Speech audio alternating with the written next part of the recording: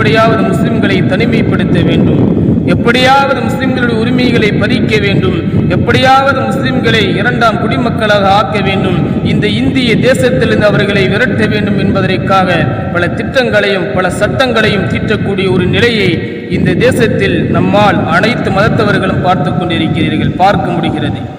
இதற்கு எல்லா மக்களும் எல்லா மதத்தவர்களும் எல்லா இனத்தவர்களும் இந்த சுதந்திர தின விழாவிலே உறுதிமொழி ஏற்பது எப்படி என்றால், பன்முகத்தன்மையை பாதுகாப்போம், ஜனநாயகத்தை பாதுகாப்போம், அனைத்து மக்களும் வேற்றுமையில் ஒற்றுமையோடு வாழுவோம் என்பதுதான் காந்தியடிகள் சொன்ன விஷயம் என்பதை, சுதந்திர போராளிகள் அனைவர்களும் சொன்ன விஷயம் என்பதை இந்த நன்னாளையிலே நினைத்து ஜனநாயகத்தையும் பன்முகத்தன்மையையும் அனைத்து மக்களும் இந்த தேசத்தில் வாழுவார்கள் என்ற